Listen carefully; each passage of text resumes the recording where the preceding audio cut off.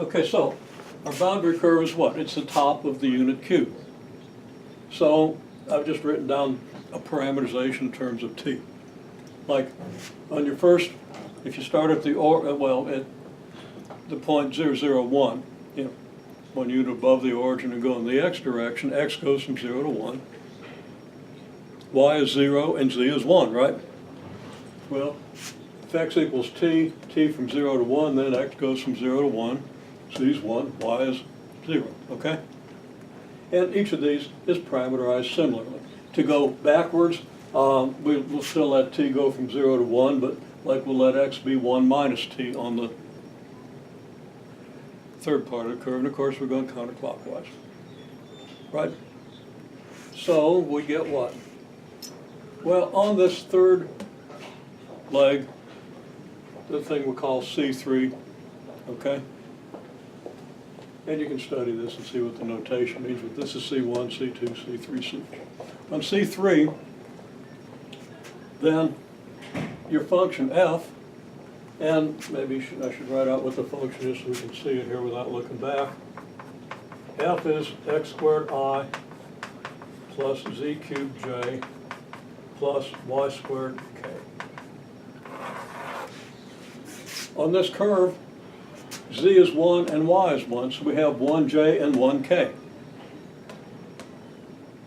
X is 1 minus t, so we have 1 minus t squared I, x squared I. Okay? Our r vector, the vector that gives us our position along that curve, vector from the origin out to position as we sweep along that straight line segment, is just this, xi plus yj plus zk. Y and z are both 1, and x is 1 minus t. So,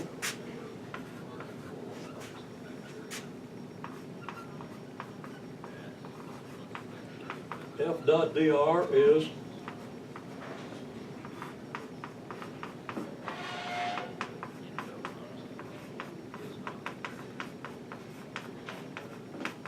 here's our f. I'm writing that out in detail explicitly, although we can easily do this in our heads, because on other integrals you're not going to be able to do it that easily. You have to write it out. Okay? We know that the unit vector tangent to this curve is negative j, right? Because we're moving in the negative j direction, so we're going to expect to get negative j.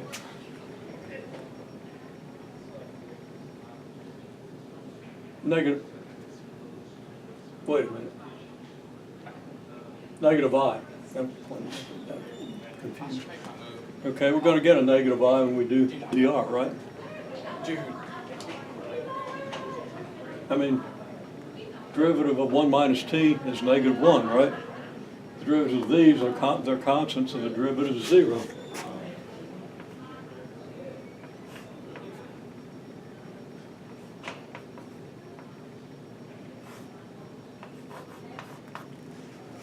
Of course, that's that times dt, right? It's dr dt times dt. So here's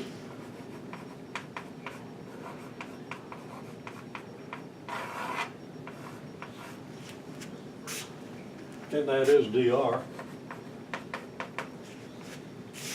Okay? So this equals what?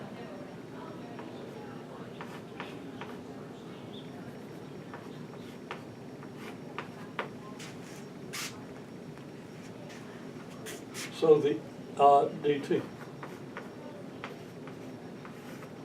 So the integral over C3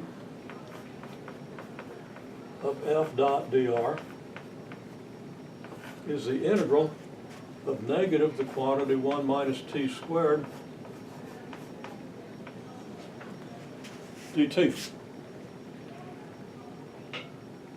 Okay?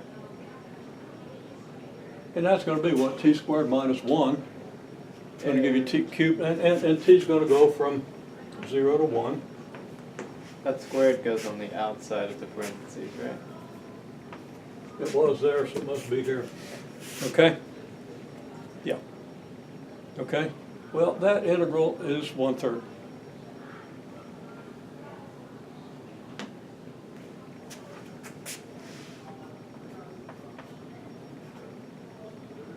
and it's negative because, of course, we're integrating a negative. Double check me on that. Put a little tiny question mark here, but I couldn't possibly be wrong. Okay? Do a substitution. Let u equal 1 minus t, right? Now you have, and actually, yeah, it goes from 0 to 1. And your du is going to be a negative dt, so you're going to have a negative of negative u squared du, which is u squared over 3, which is 1/3. You can figure that out. And I'm not going to write it out because it's a trivial integral. Okay? You should be able to see it just looking at it. But it's morning.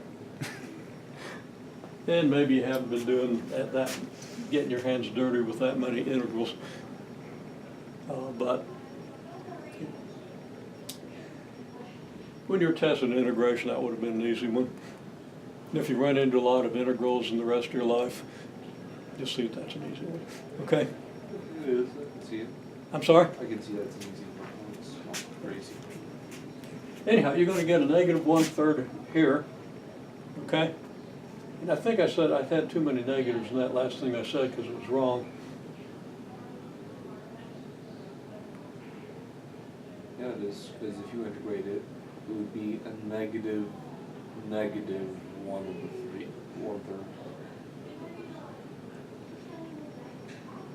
Yeah, work it out.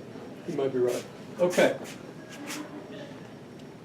Got to be negative, but the way I've written it doesn't look like it. Because you're integrating from 0 to 1, a negative quantity. When I do the u substitution, you know, you got a better head than I do. You keep more stuff. Okay. That's the idea. Okay? Now you do the other integrals. If you do the integral from 0 to 1 here, you're probably going to get the equal and opposite of that, and the same thing's going to happen on C2 and C3, so you end up with a 0 that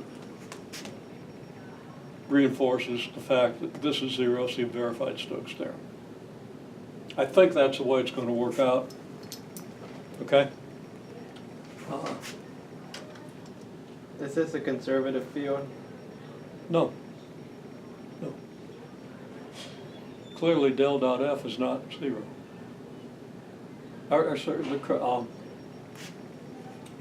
Yeah, go back to the field. The curl of F is not identically 0, so it's not a conservative field. I mean, there's your curl, wherever I got it. There it is. Okay? It's not conservative, but it apparently is not rotational, or if it is, it's got two different symmetric directions of rotation, which I doubt. Okay? But it's got some rotation because the curl isn't identically 0. So you sort that out. Okay? Try to visualize the field. See why.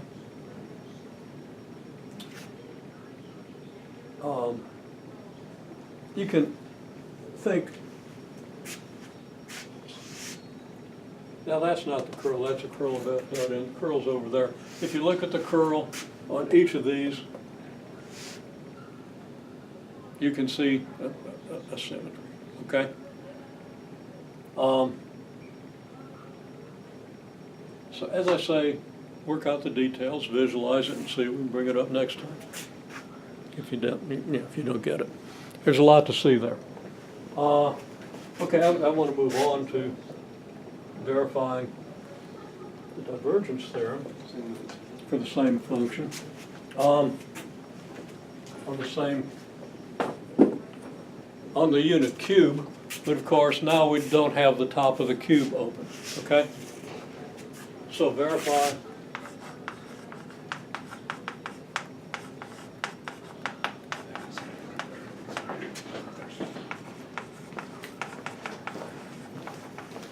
the divergence theorem on the entire cube. Remember F is x squared I plus z cubed j plus y squared k, right?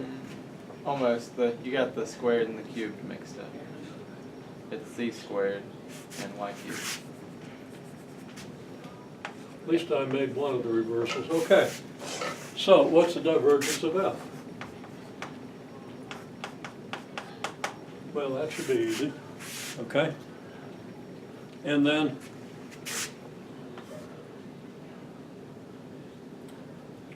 I wanted to write down a C, which was irrelevant, but anyway, on each face,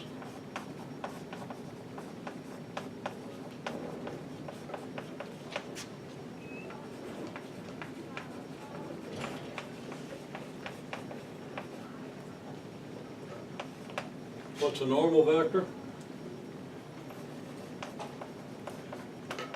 And I'll say for each face, just to have better words. For each face, what's a normal vector?